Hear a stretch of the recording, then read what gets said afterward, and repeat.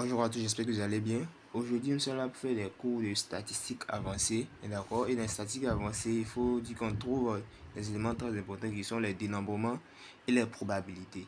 Donc, la première partie de ce cours-là va concerner les dénombrements. D'accord? Va concerner les dénombrements. Alors, on va commencer par définir les thèmes. C'est quoi dénombrer? Dénombrer, c'est compter ou énumérer de manière précise le nombre d'éléments dans un ensemble ou un groupe. Je reprends. Dénombrer, c'est compter ou énumérer de manière précise le nombre d'éléments dans un ensemble ou dans un groupe. Alors, c'est quoi le dénombrement? Le dénombrement, c'est l'action ou le processus de dénombrer, c'est-à-dire compter les éléments d'un ensemble. Et si vous avez constaté, il y a un mot qui revient à chaque fois, c'est le mot ensemble. Le mot ensemble. Alors, on va parler des ensembles. Donc, notion sur les ensembles. Définition. Un ensemble est une collection d'objets appelés éléments. Un ensemble, c'est une collection d'objets appelés éléments. Les ensembles sont représentés en lettres majuscules et les éléments en lettres minuscules. C'est-à-dire ici, qu'on peut appeler petit x ou petit y. Il peut se représenter sous forme d'accolade, comme ici on a A et vous voyez la suite. La notion x, donc on veut une accolade x et point signifie l'ensemble des x tels que, exemple, si on prend un exemple très simple, les éléments de A ici sont quoi? Sont 1 et 2. Et ici le deuxième exemple que je prends, c'est quoi? Si je dis A, il met x et il met quoi? X au carré est égal à 1. Alors, ici, c'est l'ensemble des x tels que quoi? X peut prendre la valeur quoi? 1 ou moins 1. Donc cet ensemble-là peut être appelé quoi? L'ensemble moins 1, 1. Car qu'est-ce qu'on sait? On sait que si x au carré est égal à 1, alors ce qui veut dire que x est égal à 1 ou x est égal à moins 1. Moins 1. Donc l'ensemble qui a été représenté par x au carré est égal à 1 peut être appelé également l'ensemble moins 1, 1. Alors, on peut écrire A numéro affichable par un D. D'accord? Par exemple ici, si je décris A numéro affichable par un D, on sait que on a 1, 2, 3, 4, 5 et 6. Donc c'est également un ensemble. Donc je réponds pour dire quoi? Un ensemble, c'est une collection d'objets appelés éléments. D'accord? Et comme vous l'avez vu ici, on a donné quelques exemples sur les ensembles.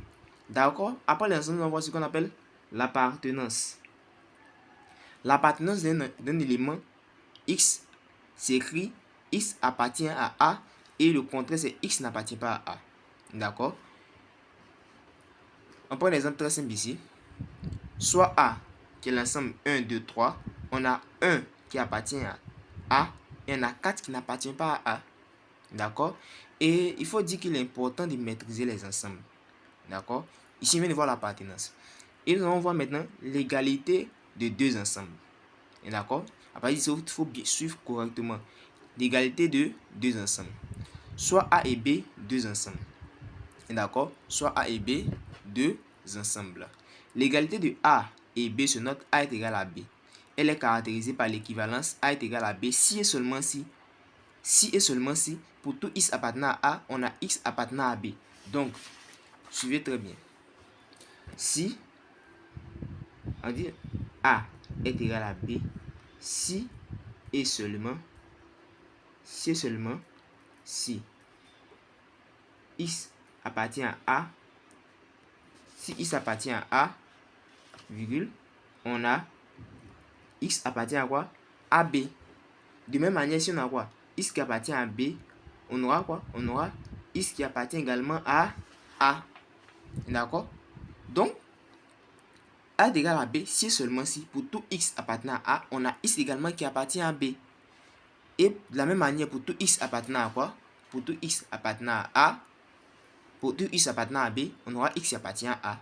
D'accord? Donc, autrement dit, on peut noter ça comme ça. Je reprends. Si A est égal à B, si et seulement si X appartient à A, on a également X qui appartient à B. Et si X appartient à B, on a X qui appartient à A. Ensuite, pourquoi dire quoi? Pourquoi dire seulement que A est égal à B? Ça, c'est l'égalité de deux ensembles. Il faut dire que ça peut être utile lorsque vous devez faire des démonstrations. Pour vous demander que A est égal à B.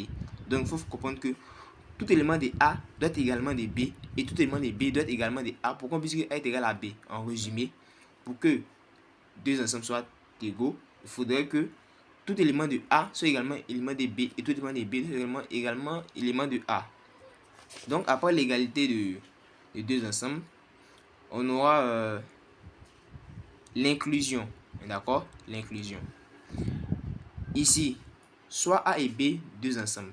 L'inclusion stricte de A et B se note. A est inclus dans B. Elle est caractérisée par l'équivalence. A est inclus dans B si et seulement si pour tout X appartenant à A, on a X qui appartient à B. Il existe un Y qui appartient à B tel que Y n'appartient pas à A. Alors, que signifie A est inclus dans B? D'accord? A est inclus dans B si tout élément qui appartient à A, donc si on a X qui appartient à A, on a quoi? On aura le même X qui appartient à B. Par contre, il va exister un élément Y qui appartient à B, mais qui n'appartient pas à A. D'accord? Je réponds. On dirait que A est inclus dans B s'il existe un X qui appartient à A, et ce X va forcément appartenir à B. Par contre, il va exister un élément qui appartient à A, un élément qui appartient à B, mais qui n'appartient pas à A. D'accord? Donc, c'est un peu ça l'inclusion. D'accord? Et en nota bene, un élément appartient à un ensemble. Donc, vous devez bien retenir que c'est un élément qui appartient à un ensemble. D'accord? Or, un ensemble est inclus dans un autre ensemble. Vous devez bien noter ça. Un élément appartient à un ensemble, s'il vous plaît, et un ensemble est inclus ou est égal à un autre ensemble. Ça, c'est très important à retenir. Ok. Alors, c'est quoi l'ensemble vide? L'ensemble vide est l'ensemble ne contenant aucun élément. Il est noté comme ça en fait. C'est bon? Pour tout ensemble A non vide, on a toujours l'inclusion. L'ensemble vide est toujours inclus dans quoi? Dans A. L'ensemble vide est toujours inclus dans A. Un exemple très simple. On a X tel que X est inférieur à 0 et X est supérieur à 0. Donc, est-ce que vous connaissez un nombre qui est à la fois inférieur et supérieur à 0? Ça n'existe pas. Il n'y a pas un nombre qui est à la fois inférieur et supérieur à 0. Donc ici, cet ensemble est égal à l'ensemble vide. D'accord? La prochaine notion sont les singletons. Un ensemble à un seul élément est appelé singleton.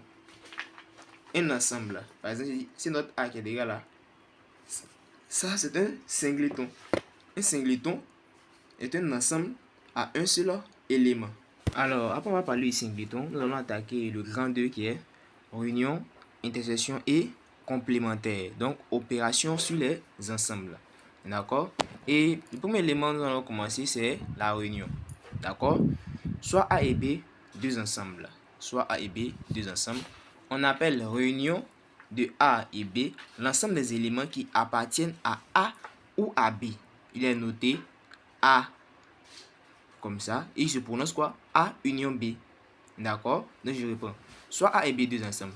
On appelle réunion de A et B l'ensemble des éléments qui appartiennent à A ou à B. Il est très important de retenir ça. Qui appartiennent à A ou à B. Il est noté A comme ça et on prononce ça A union B. L'ensemble A union B est caractérisé par l'équivalence. Si X appartient à A union B, X appartient à A union B, si et seulement si X appartient à A ou X appartient à quoi? Ou X appartient à B. Donc, on peut écrire ça de cette manière également. X appartient à A union B. Ça veut dire seulement que quoi? Pour tout X, on a quoi? On a X qui appartient à A ou X qui appartient à B. Le mot ou n'est pas exclusif. Il peut appartenir à la fois à A et à B. D'accord? Et par convention, on a quoi? On a A union, l'ensemble vide qui est égal à A. Donc ici, on a pris deux patates, deux ensembles, l'ensemble A et l'ensemble B. D'accord? Et nous allons faire l'union. Or, l'union, c'est quoi? C'est l'ensemble des X qui appartient à A et à B, mais qui peut appartenir quoi? Aux deux en même temps. Donc ici, lorsqu'on veut représenter notre ensemble, l'ensemble A union B, c'est toute la partie hachurée. Donc c'est tout ça qui est notre quoi? Qui est A union B. La partie hachurée du diagramme suivant est appelée diagramme de Venn. Représente quoi? A union B. On prend un exemple. Soit A l'ensemble 1, 2 et B l'ensemble 2, 3, 4. et c'est l'ensemble 1, 2, 6. Alors, ici, A union B serait égal à quoi? A union B, c'est l'ensemble des éléments qui appartiennent à A ou à B, mais aux deux en même temps. Donc, ici, notre ensemble A union B, ça fait tout simplement 1, 2, 3, 4 et 5.